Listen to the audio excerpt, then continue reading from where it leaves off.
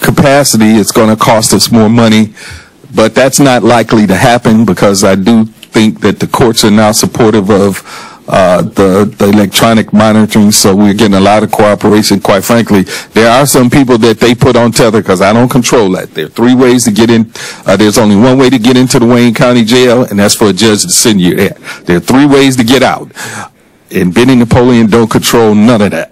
You serve your time, you pay your bond, or a judge lets you go. Let me repeat that. You serve your time, you make bond, or a judge lets you go. Benny Napoleon doesn't control that. So when they are out, it's because of the court's supportive of the electronic monitoring, but we also support that. I continue to meet with the CEO's office on a monthly basis to talk about the budget and all of the issues, the consent order that we've had for over 40 years now. I can tell you, and I say it very publicly all the time, the cooperation that we have received under County Executive Evans has been exemplary. We don't always agree, but we're never disagreeable.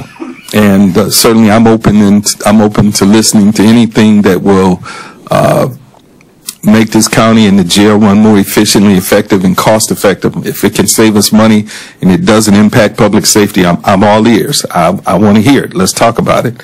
But I am concerned about the safety of the people who are in the jail, both the inmates and the people who work there are my top priority. You know, we're going to do everything we can to make our revenue projections, but it must be noted that a lot of that's just not in my control. We'll continue to work with the CEO to obtain funding for capital equipment and procurement needs for the sheriff's office. Challenges, I told you, recruitment, retaining staff. The hard part for us is a lot of people will come into our agency to start their career, and then they'll leave and go somewhere else. And this is something that agencies like the sheriff's office and large agencies like Detroit, I had to deal with that significantly when I was the chief in Detroit, because we are the two of the 3 largest agencies in this state, so we're hiring more. So people will get into our agency until they can go someplace else. So retaining folks after we get them is really still a big issue. There's some capital needs that we have, and you all have been phenomenal in assisting this, especially over the last 2 or 3 budget cycles with vehicles. We need dispatch stuff, live scans. Our buildings are, the jails are old, and the fact that we're building a new jail is going to help us in a lot of ways. Trust me, the shortage of people that we have, a lot of that will be addressed once the jail is built and open, and it's also going to be a huge cost saving to the people of this county, because the way we watch and manage and move prisoners today is going to be significantly improved once the new jail is operational, which is why, as those of you who were here at the time, is why it was supported. If that jail would have been built the way it was scheduled to be built, when it was scheduled to be built, I think we projected we would save, what? 12 million. I can't remember what the dollar cost was, but several $1 million a year it would have saved us. A lot of money. So, 11 million. Huh? 11 million. Yeah, 11 million a year. That's a lot of money. Yeah, absolutely. If that would have been built on time, yeah. I've been here a while too. So, thank you all. That's kind of it in a nutshell. Thank you all for the opportunity to sit here, and certainly we're prepared. I have several members of my staff in the room with us, so if there are questions that the undersheriff and I cannot answer, we have people available here who can answer them directly. Thank you. What would we have to do? What's the amount that we would have to come up to, or what incentive could we do to keep the amount we have? Honestly, Commissioner, as I told you, I was at a meeting earlier this year, and there were literally hundreds of police chiefs and sheriffs in this room, and it was sponsored by the Police Executive Research Forum, and there's no way Wayne County could do some of the things that these folks are doing, and they're still struggling. You know, we can't give everybody a car to take home. I don't think we could raise the salary to be competitive to what some of the agencies are making statewide. I don't think the benefits are, the package is there, but we are going to have to look at some of the things that were taken away that once we can afford them, I think some serious form of pension, whether it's increasing the match, if you don't do anything with a defined benefit, do something, because I understand we have to be concerned about legacy cost, but if we could some way increase the match that we can give to folks, that might be an incentive. Healthcare is always an issue, although maybe at some point in time it might not be. I don't know whether it helps us or hurt us if we did have universal health care, because it no longer would be something that would hold a person to a job, which it does now. So I'm not certain how much of a benefit that would be to us. And those are probably the two things that if we could figure out a way to do either one of those, and I don't know, we've got Kevin here who can tell us what it would cost, but I'm not talking about a defined benefit. I'm talking about increasing our increasing our contribution. That wouldn't cost as much, I'm sure. But those are the kinds of things that everybody's looking at, and you know, there are places that are unfortunately or unfortunately that can do a lot more than we can do, and they're still struggling. Law enforcement is at a tough point at this point in time. I know it's complicated, but in my mind, if we had 50 people, new ones coming in, and pay more or do something more for them, that would cut down on a lot of overtime. That would be a big help. So, it would absolutely help. I mean, any help. But let me tell you, some of the I don't know whether this is creative or not, but they're paying bonuses to people in agencies that recruit people, and once they get hired. So once the person is hired, this one agency gives the person who, if they're inside the agency, the person who recruited them gets a $2,000 bonus. After they finish training, they get another $2,000 bonus. Once they get their confirmation in, they get a $2,000 bonus. I mean, those are the kinds of things that people are doing around the country to just try to get folks into the agency. It's that difficult that, you know, it's almost like everybody's in a bidding war for the talent. So, I mean, I don't know how we could even compete with things like that, but those are the kinds of things that we were hearing in the meeting when we were in D.C. Interesting. We have members, Commissioner Anderson, Marecki, and Palomero on the list, Commissioner Martha Scott, and Baydoun. Sheriff, I appreciate you In being that here. order. Appreciate you being here and the job that both of you do for the county and the citizens of the county. I did want to ask, related to also the number of positions that are vacant and likely to be for some time, is job recruitment plans. I know you said that there had been it's on an ongoing basis.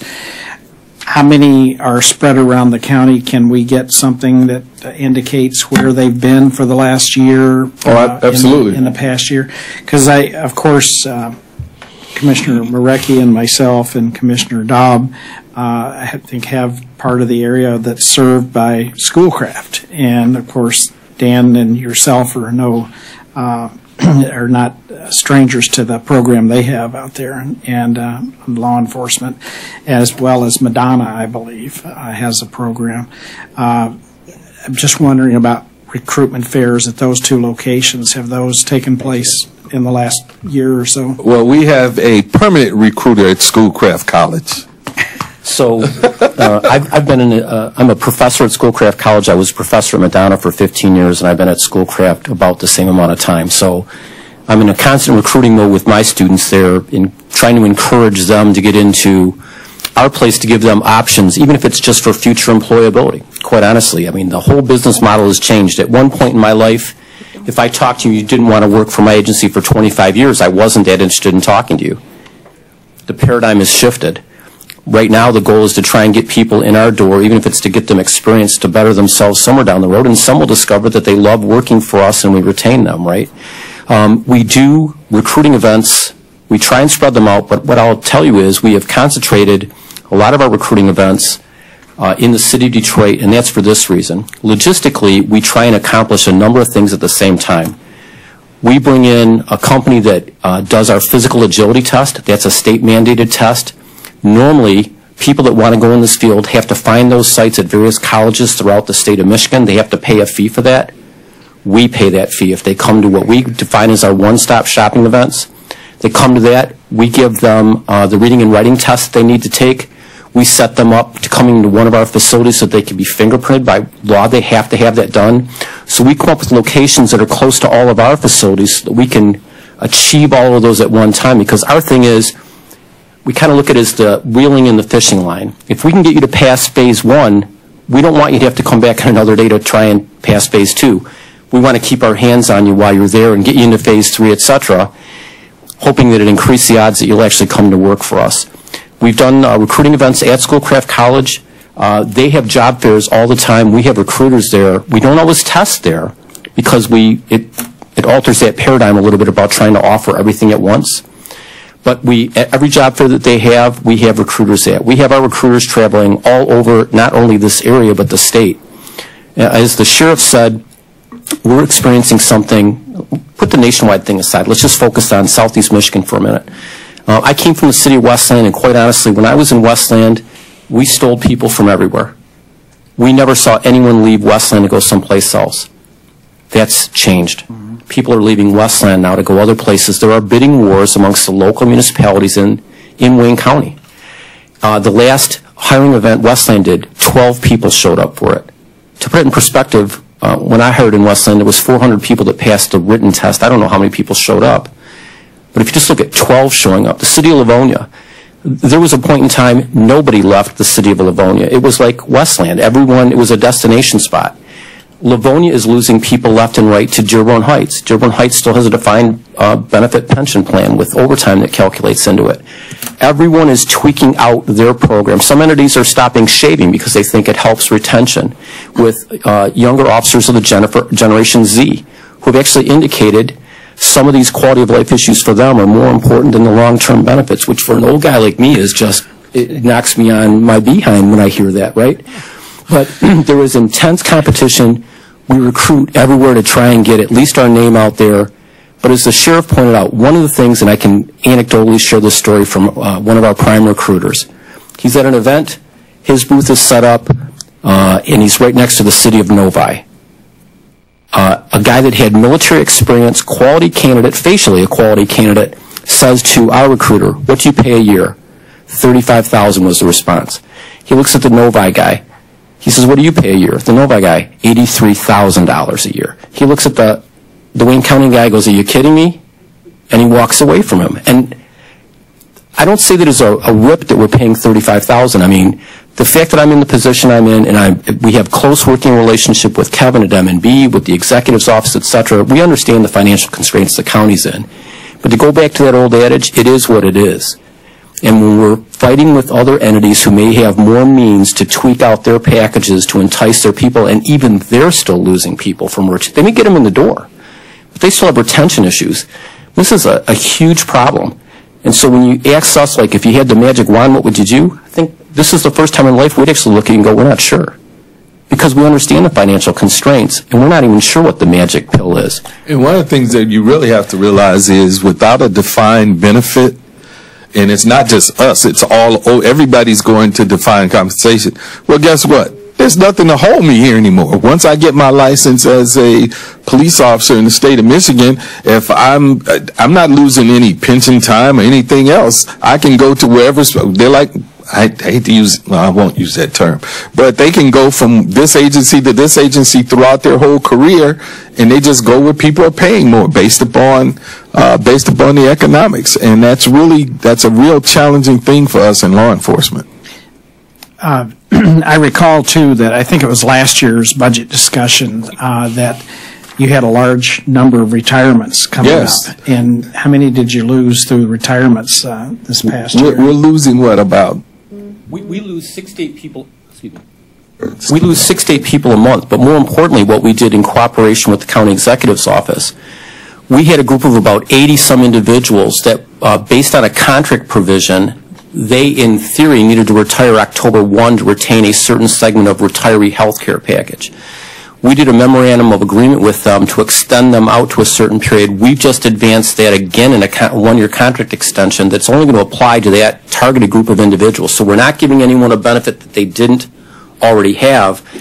But those are the efforts that we're going through to try and retain people who would otherwise say it's foolhardy for me to stay. I'm going to lose something. And we've come into package deals to allow them to stay. The one option that I'm sure you've thought of it, and maybe it just dismissed it because it's either Kevin's too tight or you got you didn't think it would work. It's all Kevin's. That about signing bonuses and retention bonuses, spread out over the first 3-5 years, whatever, to retain those. Honestly, I don't know I'm a lawyer by training, so I'm not an accountant, so I'll leave it to the people who count. But one of the things that really helped us was when we had the drop program, where a person could get into the system, but continue working.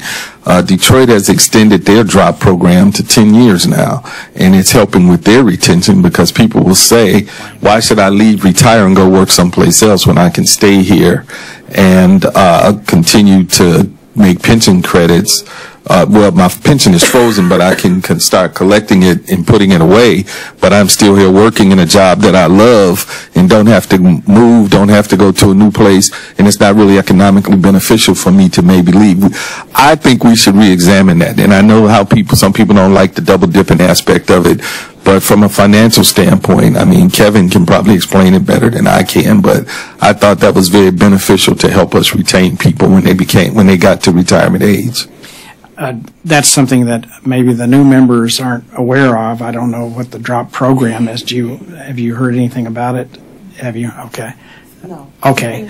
Can you, in a nutshell, try to? In a nutshell, the drop program says the way it's exists in Detroit is when I get to my retirement age, full retirement age, I can retire and I can continue working while my pension is being placed into an account that I will get when I ultimately retire. So the benefit is that I am getting my pension, but I'm continuing to work. We got to replace that person anyway if they retire. Now, we are going to replace them at a lower rate for a short period of time, but we're not able to find those people now.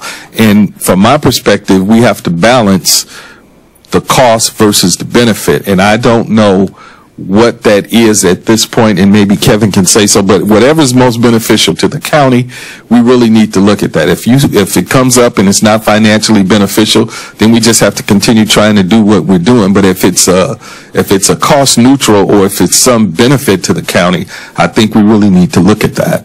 Kevin, can you chime in on that? So back in, I want to say 2008 or 2009, in that time frame, we did actually have a drop program, a hybrid drop program, and at that time there was 160 or so officers that went into that program. They were only allowed to work 1,000 hours because there's a state law regarding the DB programs. And what it did at that time is it was a gap measure. While the sheriff was able to recruit additional people, they weren't. It was a different scenario. We were able to recruit people. It's just that there was a large group of people that were going to retire like now. So it affected the command staff and it affected regular rank and file officers. They weren't POEM officers at that time, but they're and it worked. It did its purpose. There was a philosophical issue at the commission at the time that double dippers were a bad thing, and the program went away once the sheriff's department was able to backfill these positions. So it was a short-term gap issue back then. This is a longer-term problem. It's a systemic problem, and it's a systemic problem that's statewide, countywide, Wayne County-wide, if you will. So we could go back to it then. We could. We'd have to make it financially cost neutral.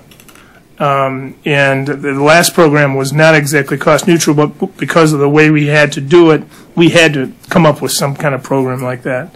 And I don't know that the administration is on board with it or not on board with it.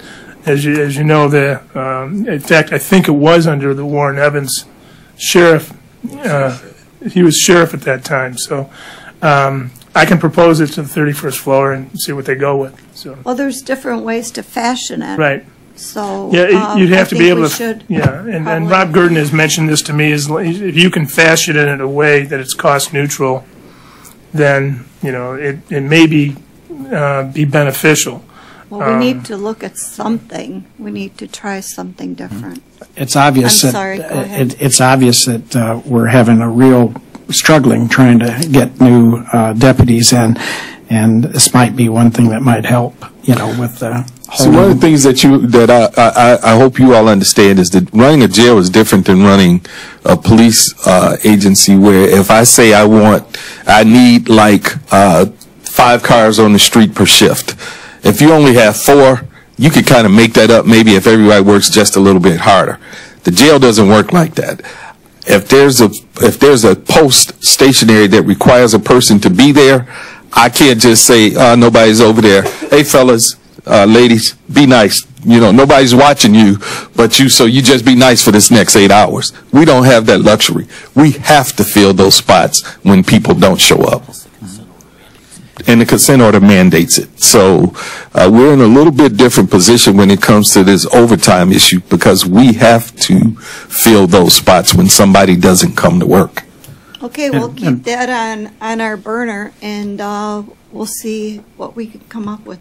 I got 2 more items that hopefully they'll be quick. We'll make them quick. All right. The Henry Ford location, or Henry Ruff location, I'm sorry. I was out there back in the spring. Thank you. Yeah, and I was a little struck by lack of upgrades that we need to really be looking at that.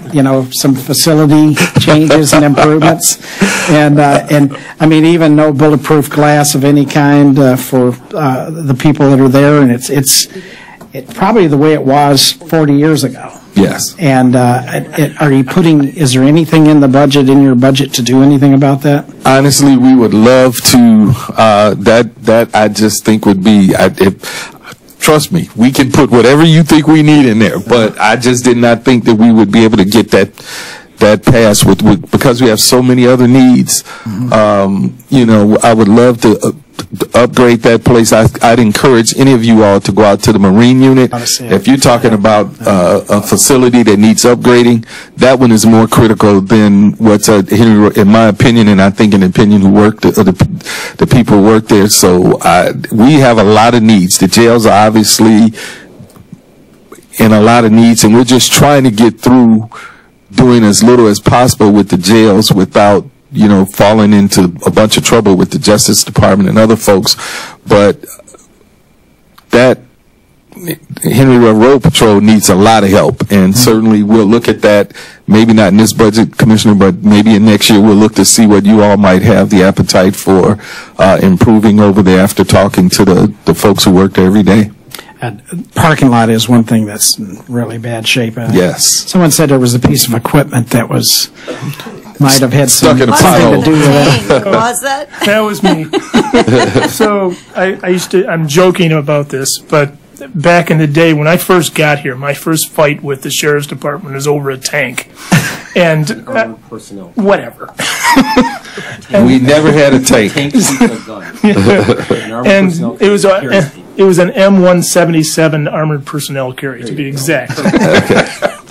And I used to tease them about it. They were tearing up the parking lot because they were driving the tank around, playing with it. But in this budget right now, we normally provide as a normal allocation to the Sheriff's Department is $600,000 that goes to the sheriff, usually for cars.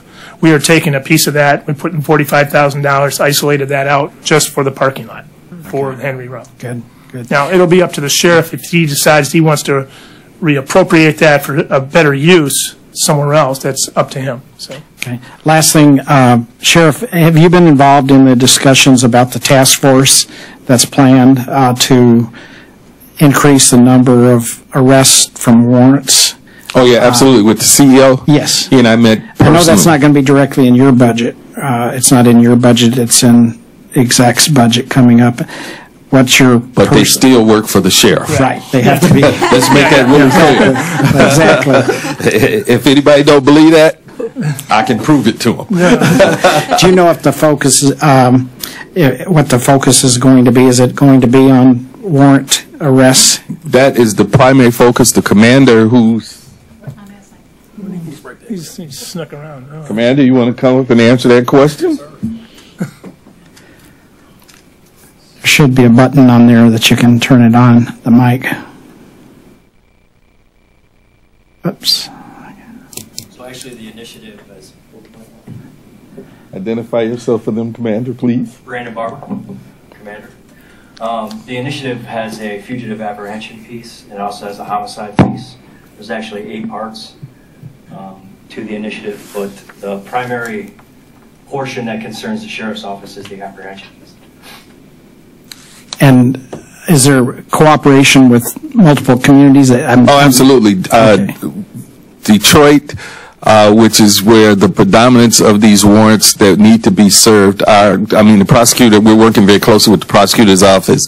The city of Detroit has several members assigned. How many do they have, Commander? The prosecutor's office? No, the DPD. 15, sir. They have, DPD has 15 officers assigned. The prosecutor's office has people assigned, and obviously we have people assigned from our office, but we're going to work countywide. We're going to work with the local police agencies. They may not dedicate people there full time, but we will be working very closely with them. That has been a big problem. You have a lot of people who are wanted on warrants, and there's really nobody out there looking for them. And that creates a lot of problems in our community because people who are involved in criminal activity, that's what they do for a living. They get up in the morning, and if I'm a robber, I'm going to go out and rob somebody. Mm-hmm. If I'm breaking into houses, I'm going to go break into somebody's house. Whatever. If I'm going to go sell drugs, that's what I'm going to. Once we get warrants on those people, if they're not arrested, they're going to continue to do those things until they are. So it's a very important piece. I support the CEO. I think Commander Barber is going to do a phenomenal job with that. We do have some people in the federal system who's going to help us out. It's going to be a phenomenal task for us. I'm looking forward to see the results and bringing it back to you. Last thing I have is the nonviolent offenders. Are those the only ones that would get tethers? No. Or really, they can be violent offenders? Strictly the court? Is that what you're saying? It's up to the judges. There are people that I don't particularly think that I would feel comfortable if I were making that decision. However, I can tell you that the people who are given that they're confined. The great part about it is if there's anything that I would really, if you all would be interested in, I'd like to bring my tether crew in here to let them give you a presentation on what they do at one of your meetings, because I think you'd be very impressed. Once people see how it operates, they get a lot more comfortable with the fact that these people are out on electronic monitoring, and I think it would do all you a great benefit if, in fact, it comes up to be able to see how it works yourself. So if that's something you're interested in, I'd love to have that happen. Maybe we could even go to the location. You could do that too. That's easier. So we can see the monitoring. I've done that. They have first class. Go ahead. I think some folks would like that. If I can just add one thing to this. So you have a lot of local communities now that at a misdemeanor level are exploring the use of tethers. Because if you send someone to the Wayne County Jail on a local charge, there's a per diem that they have to pay for us to house them, or a lot of communities are using out-county jails to house people. So they've looked at the tether option as a way of saving them money. Now the thing to draw the contrast on is this.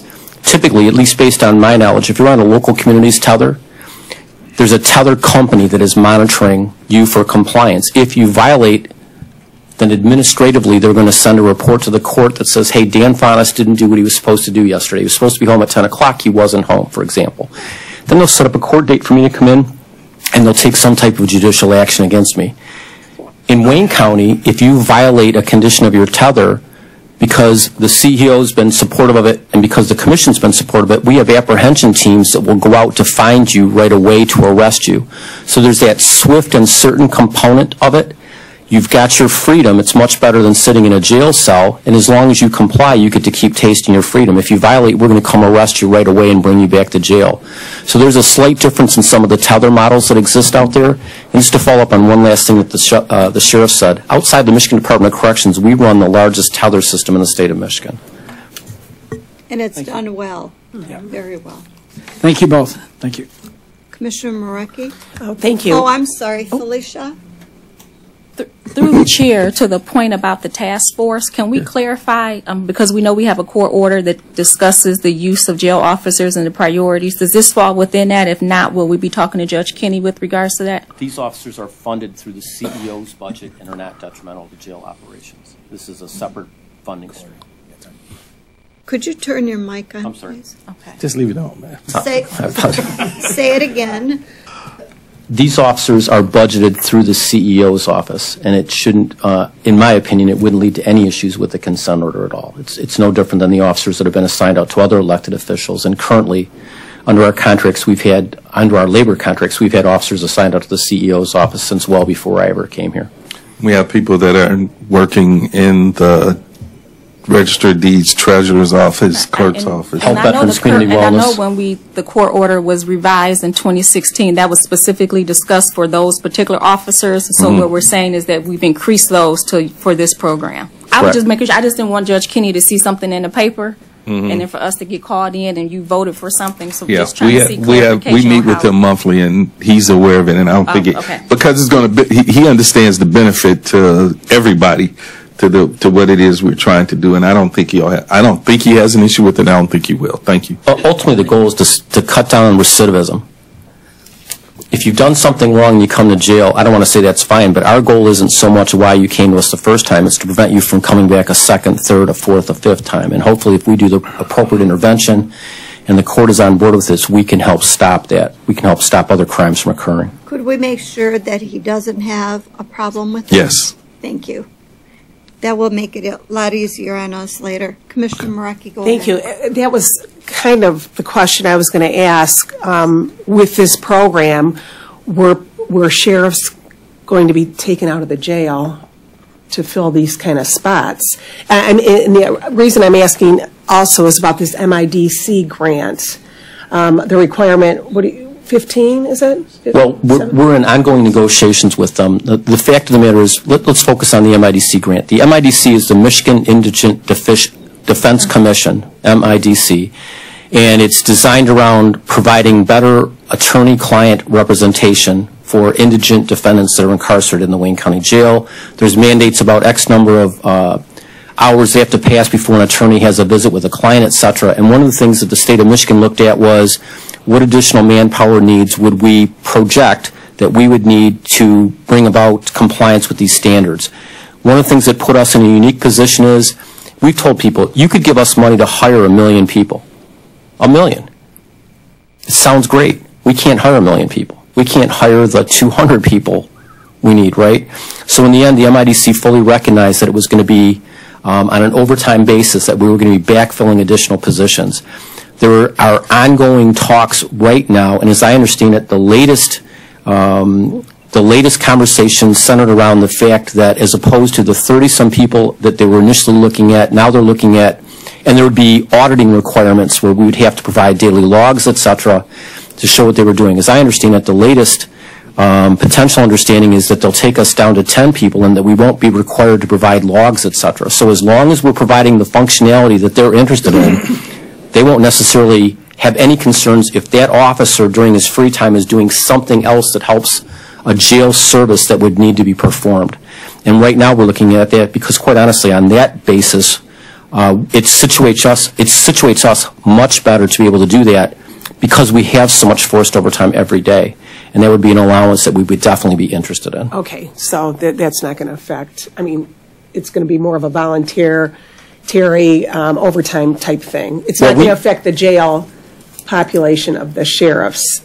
It won't affect the population, and it's what I would call a staff working around that we're hopefully going to accomplish. Okay, those were my questions, and about the warrant program as well then. So that's going to be, I know it's a different budget, but sheriffs are not going to be taken out of jail duty for the new warrant program? Well, I think the way to look at this is this. Every single person that's in a position that's outside the jail could, in theory, be inside the jail. Right, and I think But Judge Kenny's kind of strict about that kind of thing. Absolutely, and we've been involved in, we meet month after month after month with all the parties that were affected by the consent order and have reached understandings on things, and there's been a recognition that, yes, the jail is extremely important. In fact, the jail is our #1 priority, but there are still other things that need to be done, that there are mandates that need to be done, and there's been a recognition that that we would provide those services as well, although we certainly aren't doing as many things as we used to do, even as much as 12 and a half years ago when I first started here. We had our fingers into a lot more things, and we have collapsed our services in to put that more central focus on the jails. One of the residual benefits, Commissioner, we are hoping is that it will reduce the amount of crime that's being committed in the community, which will hopefully reduce the population, which means we will need less people. So those are some of the, that's kind of what we hope will be the benefit of doing this. Okay. My last question, and I'm just going to read this, and maybe someone can clarify, because I don't quite understand it. This is under your accomplishments and highlights for 2018 and 19.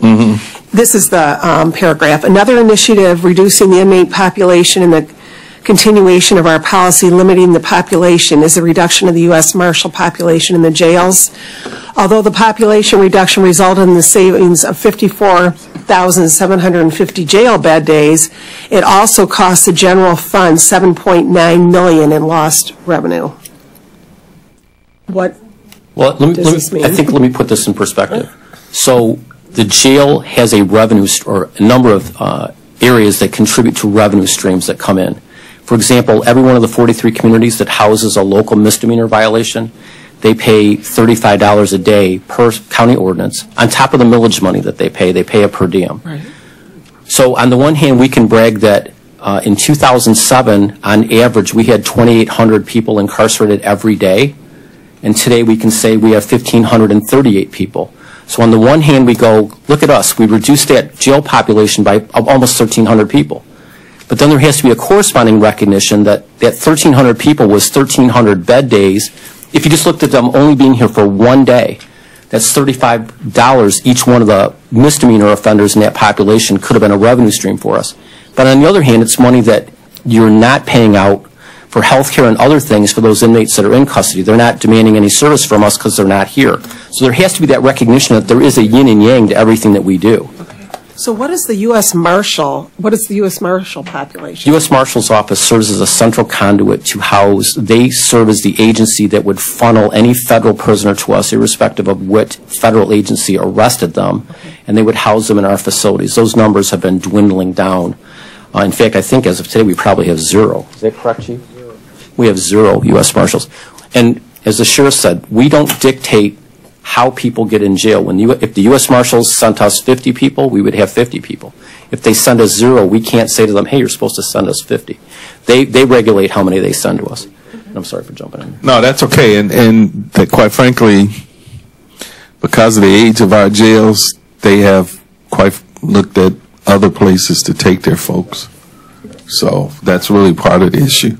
And to the extent that they can, they will keep people. They would prefer to keep them here, but they have some very strict requirements that the federal corrections that maybe sometimes we don't meet. So they're sending people to Macomb and Oakland.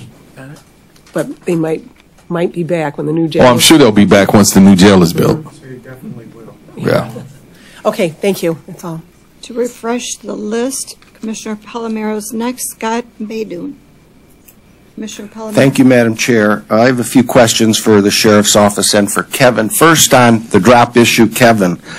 Last year when I chaired this committee, we rather aggressively pursued a hybrid drop program with the administration. I worked with a gentleman by the name of Henry Wilson, who I think is a deputy sheriff and chairman of the Wayne County Employees Retirement System Board.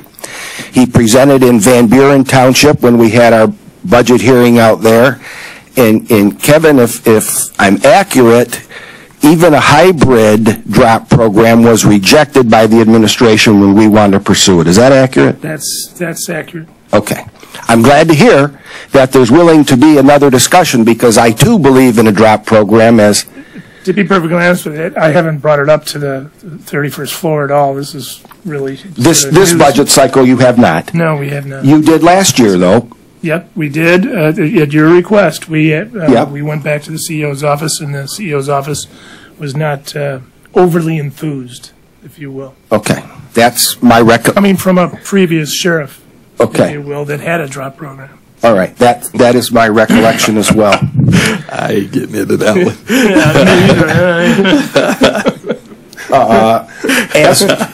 As to the 220 positions that are on day one understaffed, unfilled, is that a quantifiable number budget-wise, that if that number was zero, how much would be saved over the course of a year or a month?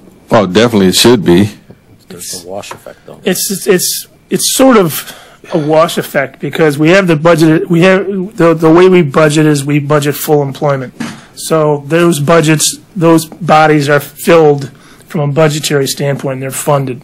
What's happening is because and again, the first 32 that we're talking about of that 220, those are MIDC positions that the state is funding, but the program really hasn't taken off yet.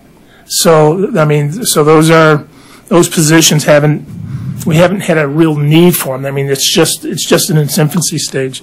But it was, the last time I looked, and I haven't looked this year, and I'm detrimental on that, but it was sort of a wash. It was about it ends up being about a $42,000 a year officer on average. And because the sheriff's department, the way their personnel are, the POAM officers are, there's a big gap in the tail end of higher seniority officers, and there's a gap in the low end where there's the new hires are coming in, and there's not as many guys in the middle. So the ones that are working all the overtime are the ones that are just about to retire, and the new guys that really don't have a choice in the matter, because it's a mandatory overtime thing. So we can go back and look to see what the cost benefit is of a overtime officer, or what the price is out there. I will tell you that, and Dan will agree with me on this, every time we have a CEO meeting, and we do this at least monthly, management budget provides reports to the Sheriff's Department as well as to our side, an FTE report, and on any given day, there are 230 officers being funded by overtime right now. So today, tomorrow, any day.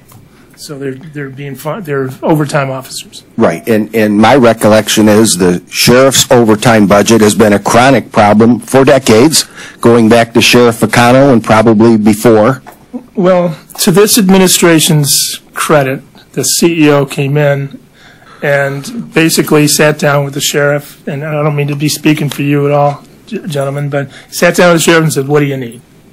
And at that point in time, what we did is we added 50 FTEs or thereabouts, 50, 60 FTEs thereabouts into his budget and funded them. And then we went back and through, when Tony Saunders was CFO, we went back and through and said, okay, here's what we think your budget is. Do you agree with that? And with the caveats that they put into this document here, they agreed to it at that time. So I think right now the budget is fully funded.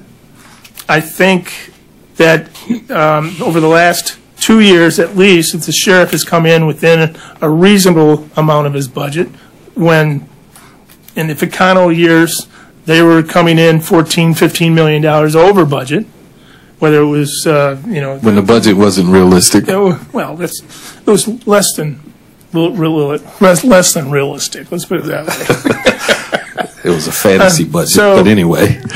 and there was economic conditions back then that forced us to do that. So I think this budget, along with last year's budget and the year before, is reasonably realistic. And the Sheriff's Department has done a stellar job of trying to stay within their budget.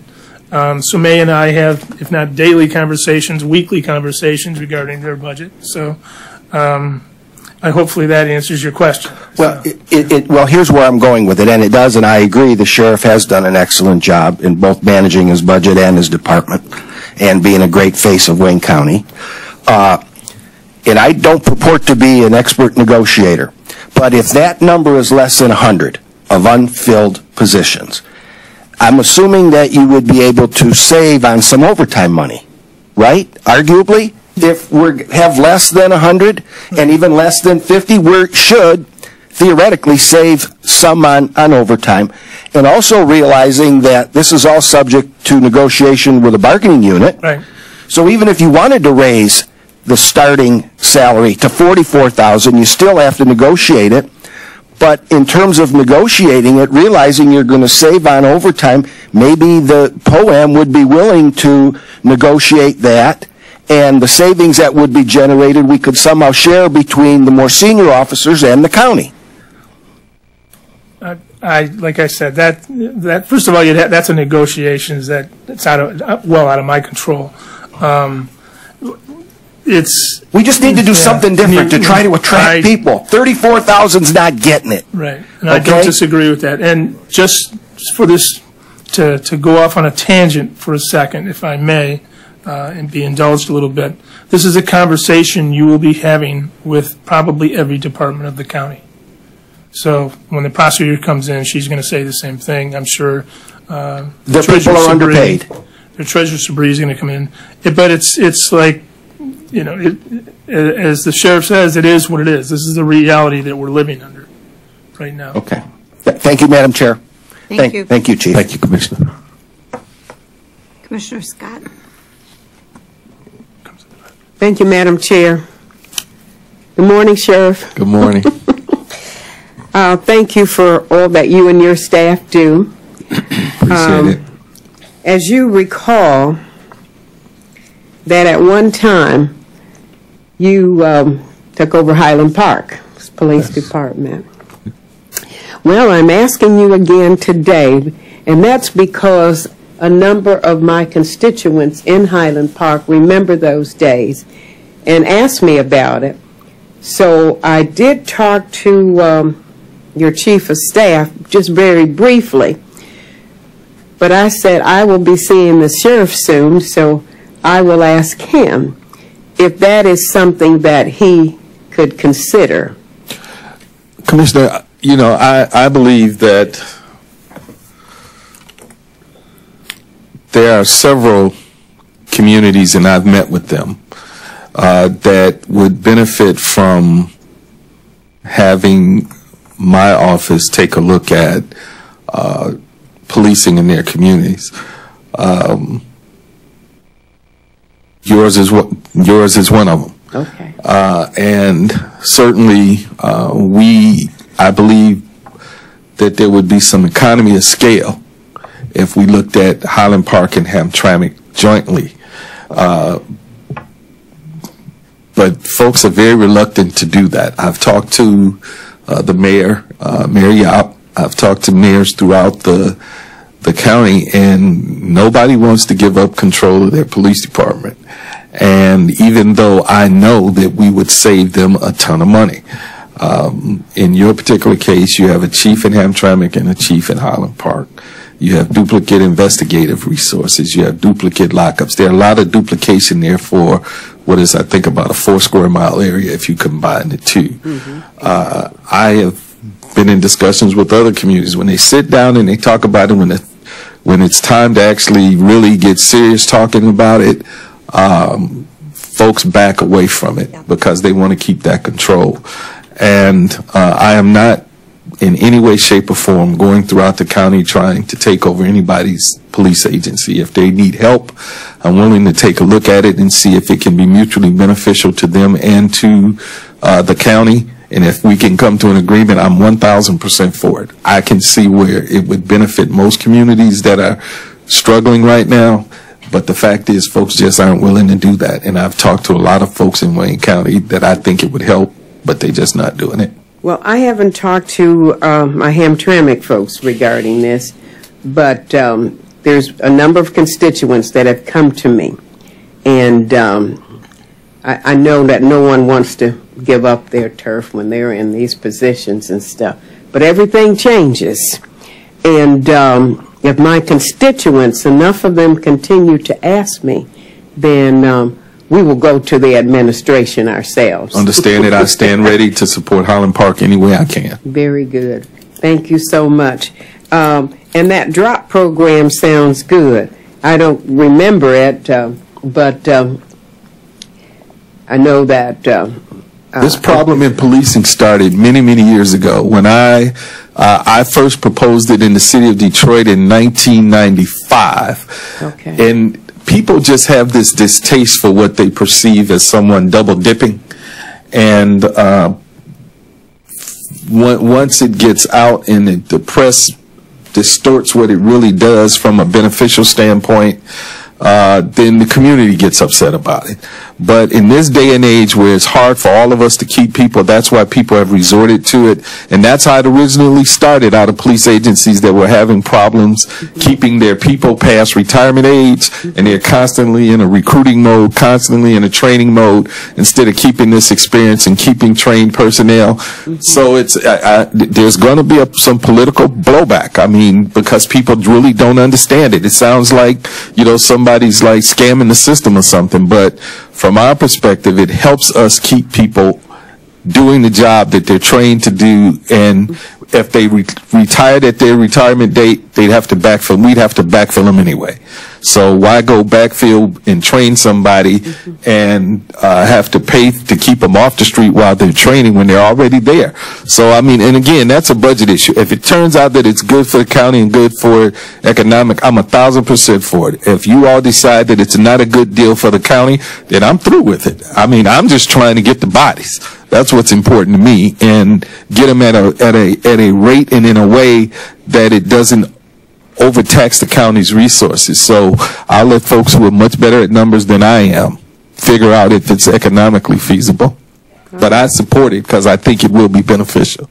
Thank you. As long as you support it, then I'll work on it. And hopefully my colleagues will accept it. Thank you. Thank you, Commissioner Hattis. I'm sorry, Beydoun, you don't want to be on the list anymore? I was. Oh, yes, I'm sorry. You're next. I will yield to the senior commissioner. Thank you. You got dropped. Thank you, too. Make it short, then. Yeah. You know, as Kevin mentioned a little while ago, we all agree on the shape of Hunter Rough situation and the marina, and I really have a disappointment feeling to see things deteriorate that far. Not only in the sheriff department, I see that on the bridges, on the road, and you know, the economic environment caused a lot of problem. But how we gonna fix things? We cannot rob Peter to pay Paul. The shape of the parking lot and the condition and Hunter Rough, and I mentioned it in the first meeting to Kevin, is we need to do something on Hunter Rough. And I have so many pictures, and I share it with too many people who care about the issue. So I was a little bit disappointed when I find out we're going to rob the car budget, take money from the car budget where we know how important the car on the road when you're chasing a criminal, with, you know, and you have a certain formula. You can't use the car beyond that because then you put the officer at risk. So what I'm asking the administration, and especially through Kevin, is if we need to fix the unacceptable situation on Hunter Rough, we need to put few dollars in it instead of take them away from the cars or different important area.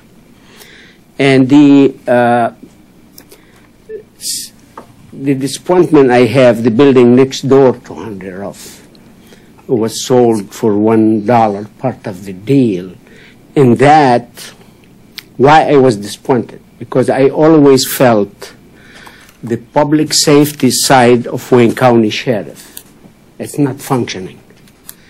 It's not up to the need of the county. We need larger number to enforce the rules, the traffic, fight the criminal. And many answer I have is the charter see the sheriff as a jailer. I said, well, things change and the need change. We face a different criminal now than what we faced 30, 40 years ago. Now with the marijuana changing and be allowed in every community. So if you think you could enforce law and safety in Wayne County with what you have, I believe that it's wishful thinking. We need to change our way of thinking how we're going to make the sheriff department outside the jail more effective to fight the drugs, to fight the criminal, to make Wayne County safe county to live and do business in it. So it's a serious problem, in my opinion, we need to look into, because the timing is great. People want to come to Wayne County, to Detroit, around the two airports. There are too many economic development asking to be here. So if we're going to wait till something happen, we don't wish to see it happen, then we're not doing our job. I hope we all come together. First thing, what we need to do, fix what we have, not let it get it worse, and see the administration. That message is through Kevin. As we need a few dollars for the Hunter Ruff, we need a few dollars for the marina, and I think, to be honest with you, it's good to be conservative in bad time. But things changed a little bit. We need to loosen up a little bit, and the thing we need badly. So it's my message to the administration, and then the way you hire retiree and you try to keep body on the job. It's an excellent thing to do, but on the other hand, it have negative effect. Some community don't want the sheriff to come to their territory because they're the union comb and poem. They feel if the sheriff take over the main street and patrol them, they lose some overtime. They lose some hiring more people. So it have positive and negative impact on everybody. But we need to know what kind of county we have. We want to have a safe county, clean county, good environment to bring development. And I think we need to sit down and see what we want to do about the public safety. Now with the jail, I'm glad it's going. And we have hope. 2022, we're going to be moving to new facility, but we need to think about the public safety side of Wayne County. Thank you. My remark. Thank you. Thank you. Commissioner Baydoun, Dobb, and McCormick, and then we'll have Mark ask a few questions, and the treasurer is already here for our next one. Thank you, Madam Chair. Not rushing. Oh, I'm going to take only 25 minutes. Thank you, Madam Chair. Sheriff Napoleon, thank you for being here. Thank you and your staff for all you do to protect us in Wayne County with the limited resources that you have. Thank you. I will tell you, on the coldest day earlier this year, I rode with some of your deputies when we went out looking for the homeless people underneath the bridges. Oh, yeah. It was an eye-opening experience, and God bless you and all of your deputies for all you're doing. Quite honestly, looking at these numbers, these are troubling numbers. I didn't know that $34,000 is the starting salary for a deputy, and I don't know where you're going to find people that are willing to take $34,000. I don't know how you can raise a family, buy a home, and pay your utilities and so forth. And 109 were hired in 2018, and you lost 95. I mean, that's a big revolving door. Definitely, there's a serious problem here, and my two questions, Sheriff Napoleon. First of all, are there any federal grants that helps one of the largest counties in the state of Michigan in terms of grants that will help your department? That's my first question. We actually pursue a lot of grants. So there are some restrictions, though, because many of them require a match, and we are not in a position to make the match. So if we get 50,000 hypothetically, we got to come up with another 50. A lot of them won't allow us to pay salaries out of it. So there are a lot of restrictions on the type of grants that we can legitimately go after, not because we're not interested in them. It's just that the requirements of them are requirements that we just can't meet. And if you want to add anything to that, Dan. There's two other components, because even in my previous life, we would look at grants. Typically, a grant will have a lifespan of maybe 3 years. There's a cap period that they'll put on it. So while people say, well, listen, there's free money that you can hire people, if you look at what you have to come in on the back end and then the commitment that is associated with it, there's a lot of agencies that can't afford to get involved in what appears to be free money. And quite honestly, there's more of the federal money is targeted towards the street law enforcement side. I haven't seen anything that's targeted towards the corrections side where our big issue is. But we have a full-time grant person that's constantly looking to see if there's sources of revenue out there for us to try and make up any of the shortfalls that we have. But anything that we've looked at would not be fiscally prudent for us to have entered into. Okay. The second question, Sheriff, how does your reserve unit help you in your daily operation? I know you have about 800 deputies or 850 deputies, and like in the last 2 days we had the convention here in Detroit. Can you touch on that for a little bit? You know, how much time do you have?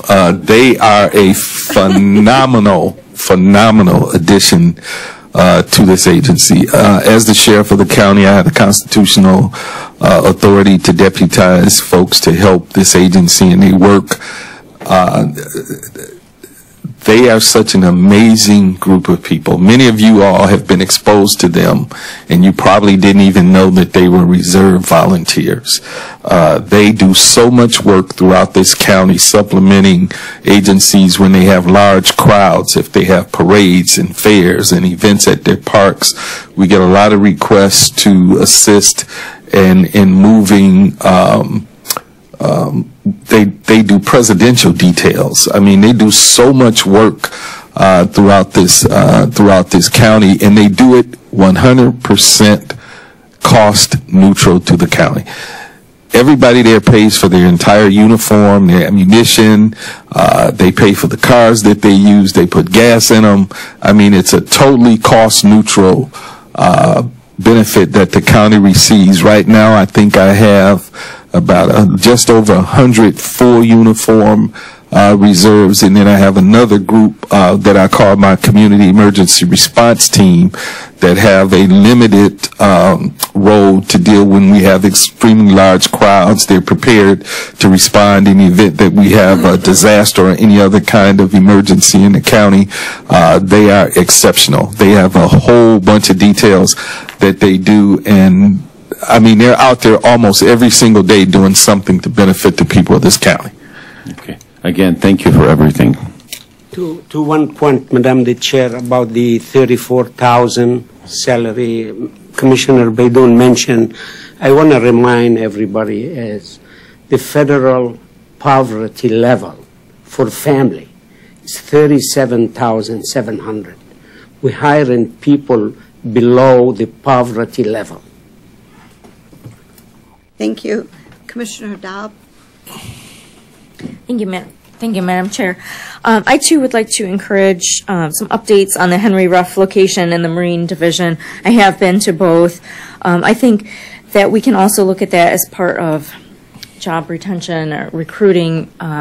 Salary obviously is, I think, number one when someone's looking for a job, but also job conditions, that's important. Absolutely. The Under-Sheriff mentioned, officers don't want to take a job where they can't have a beard. So, when they come in and they see the location at Henry Ruff, I have to work in that office. It hasn't been updated in 40 years. They might not be as favorable to take that job. The second thing I just wanted to ask real quick, if you can just briefly talk a little bit about your narcotic and drug enforcement program. I was just wondering, how many officers do you have on that on a regular basis? Do you feel that there's a need for more? And is that a revenue producing department? It is a revenue producing unit. We use a combination of officers that are assigned to tether in their downtime, as opposed to having them sit around and do nothing. We will have them work with the narcotics enforcement if there's an occasion that they need them, because you got to understand, we have to have people monitoring those tethers, and they're there all the time, so they can do that and be ready to respond in the event that something happens and do something else. And the CEO, quite frankly, is very supportive of us, and we thank him for and thank you all for understanding that narcotics enforcement is real important.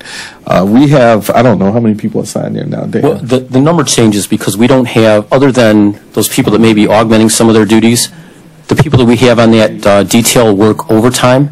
Our overtime has been offset by the fact that we've been able to produce revenue associated with forfeitures. One of the things that, and I think it was last year that I tried to add a cautionary tale, was the state has changed some of the ways in which civil asset forfeiture is processed. They're now looking for a criminal conviction to be associated with it. Prior to this, the civil arena was completely separate from the criminal arena. There was a different standard of proof. The standard of proof went from preponderance of the evidence to clear and convincing, which was something that we were actually supportive of, but now it requires that criminal conviction.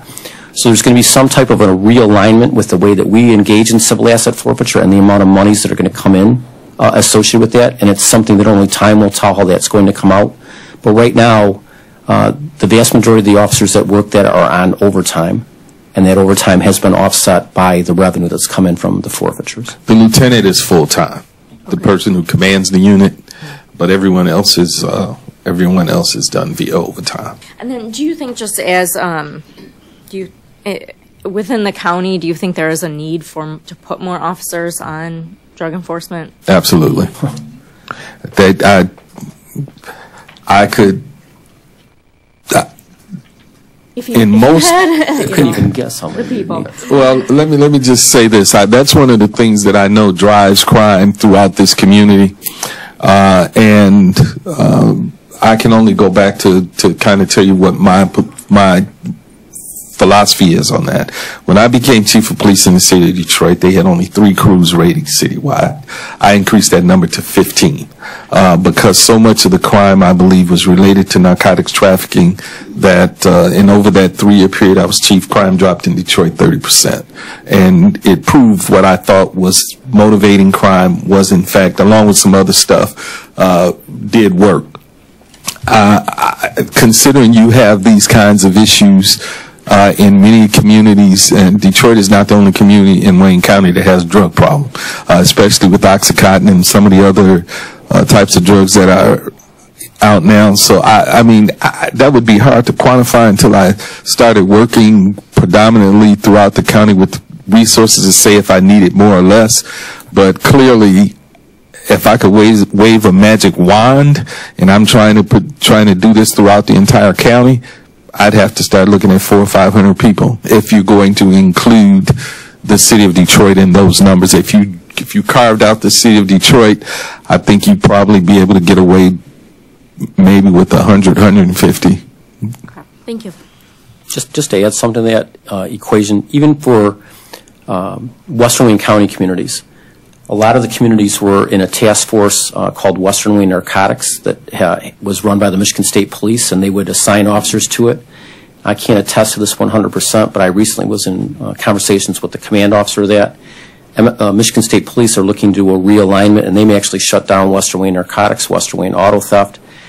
So agencies that are large enough may be able to sustain narcotics crews, like Westland sustained our narcotics crew, for example, but not every agency could do that, and now they're losing the ability to have that task force component. I think Canton's still part of a community response team, they call it, but they don't just do narcotics enforcement, they do active criminal surveillance, active criminal apprehension, etc. But this is a field that, based on the decline in the number of police officers that exist, the problem is increasing while the number of police staff is decreasing. I would venture to say that there are at least 3 or 4 communities that are represented at this table right now that probably have no narcotics enforcement, and they definitely need them. In our pre-meeting of the budget process, we did talk about possibly putting more money into the drug enforcement. We just cannot get the deputies to, we can't get the personnel to do it, so that's why it was not expanded. I think, though, because they're doing it on overtime, and they're paying for themselves. Right. I mean, there may be a way we could step it up if we, I'm trying to get, honestly, I have a core group of people that I need to put to work, but the union contract doesn't allow me to do it, and I'm trying to work with, we have almost, how many people, 200 people in the courts? 163. Yeah, I have 163 people in the court that are working 9 to 5, Monday through Friday, that I am trying to put to work. And there's so much other stuff that I think I could do with them if I could kind of get the union to agree with it. Right now, I have some restrictions on what they can and cannot do under their contract. So if I could just snatch some of those folks and have them do a little bit extra outside of the court, then I think that would be very beneficial to us. But we're in contract negotiations now, so we're trying to get some of those things done.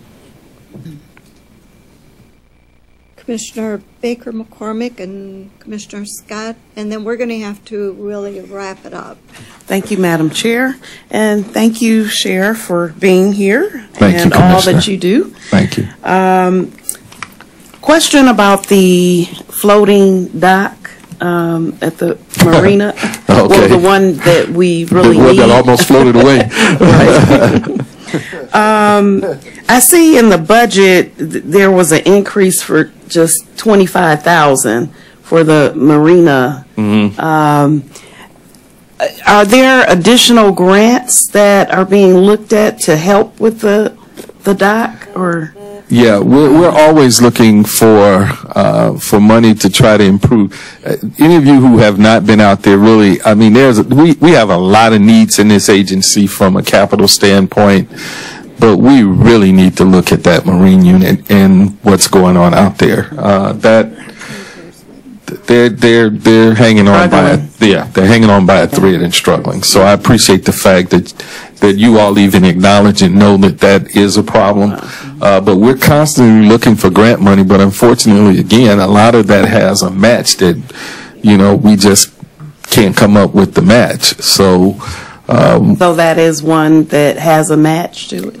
We haven't found any funding that we thought would be something that we could get done, and we constantly look for it. But I mean, we have plenty of boats, and we've gotten them through grants. But to actually improve the grounds itself, that's a little more difficult.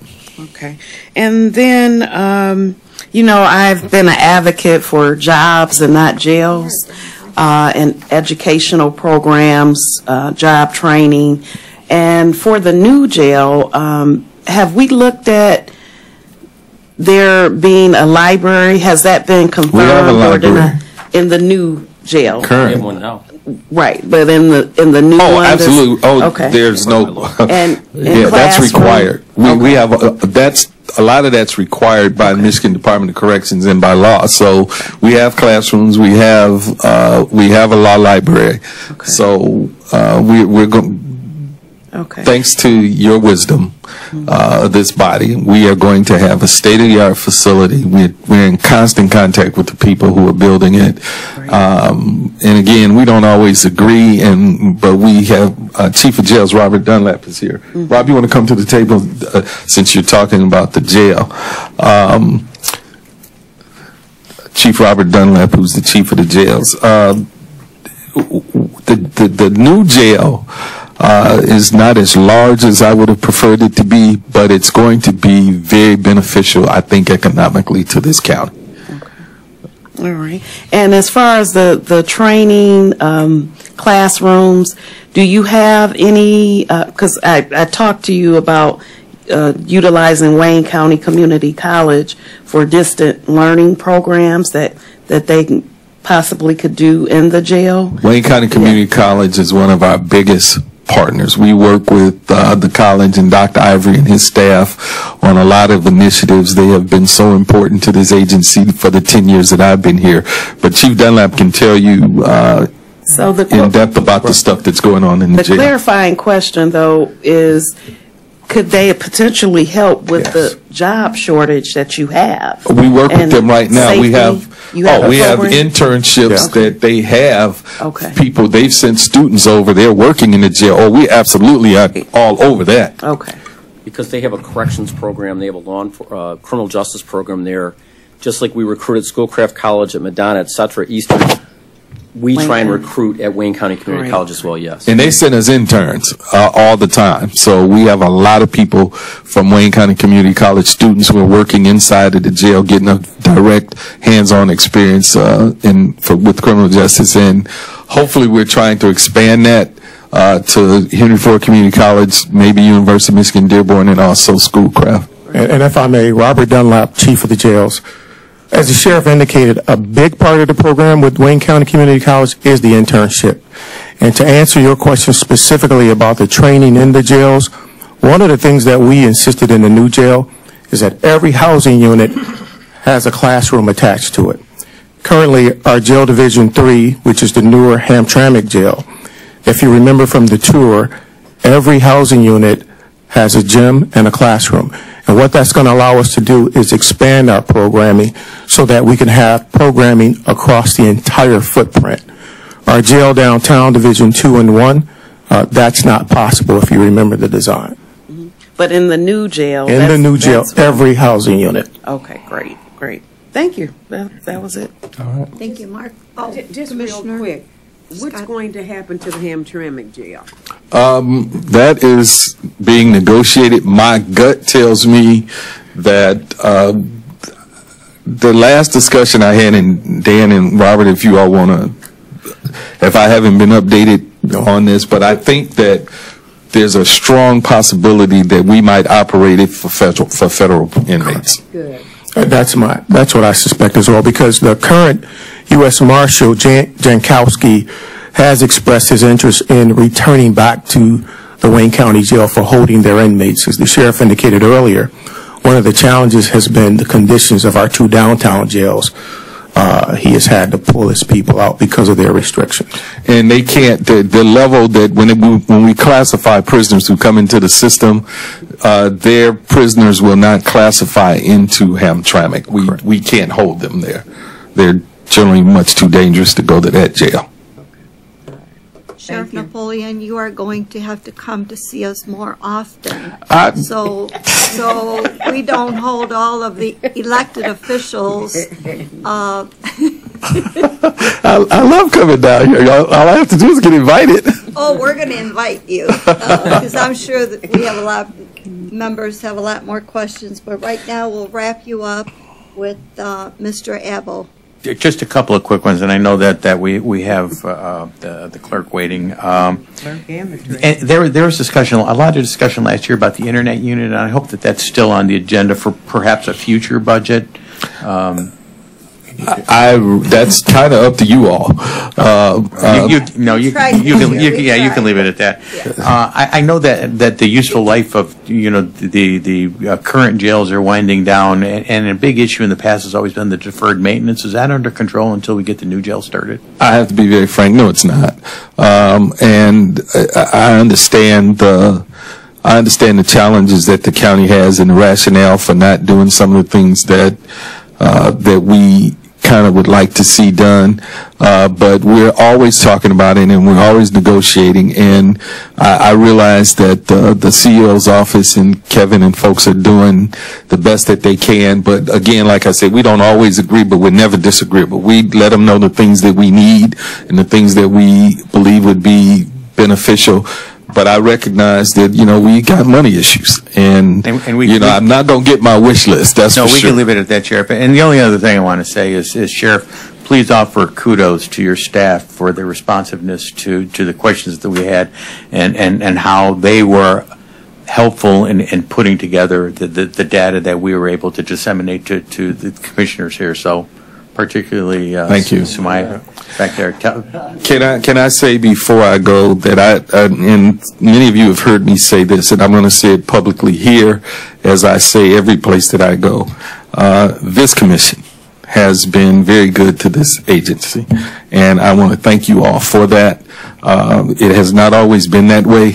And for the last few years, I certainly appreciate it. And the county executive has been exceptional in at least sitting down with us and telling us very straightforward what it is and what it ain't. And when he tells us it is, it is. And when it ain't, it ain't. I can live with that. And I want to publicly acknowledge that you all have been phenomenal. The CEO has been phenomenal and just makes my life a whole lot easier, and I appreciate it. Well, our budget is a living document, so hopefully we'll be revisiting. So I can ask for some more money. Some of the things that we talked about, I would surely like to revisit. Kevin puts money in one pocket and takes it out the other one, but I'm good with that. Yes. Everybody's welcome. Everybody here is more than welcome to come and volunteer to help this agency out. We have a great reserve corps, and certainly many of the people you all see doing this great work in the community are part of the reserve corps. So it's okay. We used to have a badge that the sheriff once gave us, and it was taken away. So I don't know what sheriff did that, but it wasn't me. No. Hey, we can work it out. I'm sure we can. Just let me know. Thank you very much. All right. Badges? Is that what you just said? No, name tag badges. You become a reserve. All you have to do is become a reserve. You get a badge. Trust me, we can work it out.